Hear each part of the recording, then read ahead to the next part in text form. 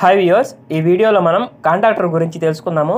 అసలు కాంటాక్టర్ ఏంటంటే, కాంటాక్టర్ అనేది ఎలక్ట్రికల్లీ కంట్రోల్డ్ స్విచ్ అనమాట. దీనిని పవర్ సర్క్యూట్ని స్విచ్చింగ్ చేయడం కోసము యూజ్ చేస్తాము. చూడండి, a contactor is an electrically controlled switch used for switching the electrical power circuit. Contactor మీద కొన్ని లెటర్స్ మెన్షన్ చేసి ఉంటుంది కదా, ముందుగా వాటి గురించి తెలుసుకుందాము. చూడండి, 1L1, 3L2, 5L3 అని మెన్షన్ చేస్తుంది కదా. ఇవి వచ్చేసి పవర్ సర్క్యూట్కి సంబంధించిన 3-phase సప్లైని ఇక్కడ కనెక్ట్ చేస్తాము. ఇది వచ్చేసి ఇన్కమింగ్ అవుతుంది. తర్వాత 2T1, 4T2, 6T3 అని మెన్షన్ చేస్తుంది కదా, పవర్ సర్క్యూట్కి సంబంధించిన అవుట్ గోయింగ్ని ఇక్కడ నుంచి తీసుకుంటాము. 13, 14 చూసారు కదా, ఇది వచ్చేసి NO అంటే నార్మల్లీ ఓపెన్ కాంటాక్ట్, అంటే ఆక్సిలరీ కాంటాక్ట్ అనమాట. ఇదేంటంటే కాంటాక్టర్ ఆఫ్ కాకముందు NOలో ఉంటుంది. కాంటాక్టర్ ఎప్పుడైతే ఆన్ అవుతుందో అప్పుడు NO అనేది NC అయిపోతుంది. సేమ్ అలానే 21, 22 ఉంది కదా, ఇది వచ్చేసి NC అవుతుంది. NC అంటే normally closed contact. Same NO, NC రెండు వచ్చేసి ఆక్సిలరీ కాంటాక్ట్స్. NC అనేది కాంటాక్టర్ ఆఫ్ కాకముందు NCలో ఉంటుంది. కాంటాక్టర్ ఎప్పుడైతే ఆన్ అవుతుందో NC అనేది NO అయిపోతుంది. NO అంటే నార్మల్లీ ఓపెన్ అనమాట. ఈ 13 NO, 14 NO, అలాగే 21 NC, 22 NC ఈ రెండు వచ్చేసి ఆల్టర్నేట్గా వర్క్ అవుతాయి.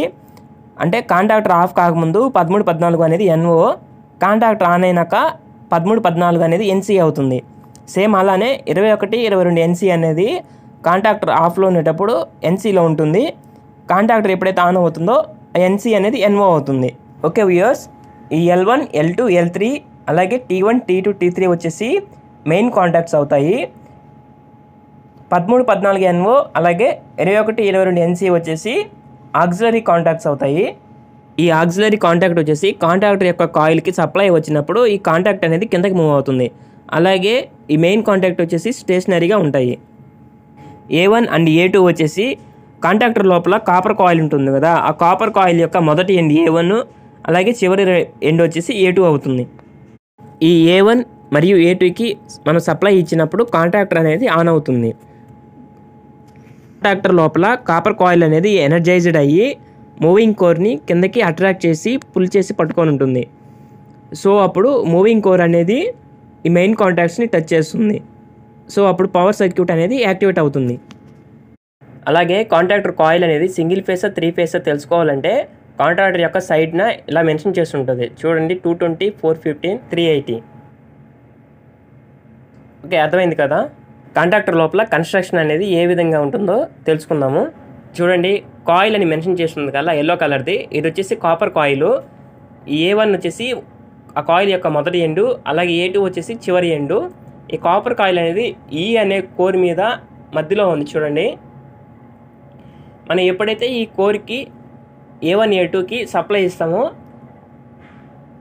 ఇక్కడ ఎలక్ట్రోమాగ్నెటిక్ ఫీల్డ్ని జనరేట్ చేసి స్ప్రింగ్స్ మీద ఈ టైప్గా ఒక కోర్ ఉంది కదా, ఆ కోర్ అనేది ఈ కాయిల్ అనేది అట్రాక్ట్ చేస్తుంది మనం సప్లై ఇచ్చినప్పుడు. ఎప్పుడైతే సప్లైని ఆఫ్ చేస్తామో ఈ స్ప్రింగ్స్ అనేటివి ఆ కోర్ని పైకి పుష్ చేస్తాయి. మళ్ళీ మనం సప్లై ఇచ్చినప్పుడు కాపర్ కాయిల్ ద్వారా ఎలక్ట్రోమాగ్నెటిక్ ఫీల్డ్ జనరేట్ అయ్యి ఈ టైప్ కోర్ని కిందకి అట్రాక్ట్ చేస్తుంది.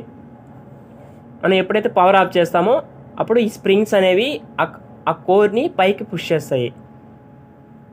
అలాగే మూవింగ్ కోర్ పైన స్టాటిక్ కాంటాక్టు అలాగే డైనమిక్ కాంటాక్ట్స్ ఉన్నాయి కదా, ఈ స్టాటిక్ కాంటాక్ట్స్ వచ్చేసి మెయిన్ కాంటాక్ట్స్ అవుతాయి. ఈ డైనమిక్ కాంటాక్ట్స్ వచ్చేసి ఆక్సిలరీ కాంటాక్ట్ అవుతాయి. ఓకే వ్యూయర్స్, మీరు గుర్తుంచుకోవాల్సింది ఒకటే, మనం ఈ కాంటాక్టర్ యొక్క కాయిల్కి అదే A1, A2 ఉంది కదా, దానికి సప్లై ఇచ్చినప్పుడు ఈ మూవింగ్ కోర్ అనేది కిందకి మూవ్ అవుతుంది. చూడండి, ఆ మూవింగ్ కోర్కి కనెక్ట్ అయిన డైనమిక్ కాంటాక్ట్ ఉంది కదా, ఆ డైనమిక్ కాంటాక్ట్ అనేది కింద చూడండి స్టాటిక్ కాంటాక్ట్ ఉంది కదా, ఆ స్టాటిక్ కాంటాక్ట్ని క్లోజ్ చేసి పట్టుకుంటుంది. అలా పట్టుకున్నప్పుడు మనకి పవర్ సర్క్యూట్ అనేది ఇన్కమింగ్ దగ్గర నుంచి అవుట్ గోయింగ్కి ట్రాన్స్ఫర్ అవుతుంది. కాంటాక్టర్ని మెయిన్గా కంట్రోలింగ్ కోసమే యూజ్ చేస్తాము. ఈ డయాగ్రామ్ చూస్తే మీకు ఇంకొద్దిగా ఐడియా వస్తుంది. ఓకే వ్యూయర్స్, కాంటాక్టర్ గురించి థియరిటికల్గా తెలుసుకున్నాం కదా, నెక్స్ట్ వీడియోలో ప్రాక్టికల్గా కూడా తెలుసుకుందాము. వీడియో నచ్చితే లైక్ చేయండి. అలాగే ఇలాంటి మరిన్ని వీడియోస్ కోసం మన ఛానల్ని సబ్స్క్రైబ్ చేసుకోండి.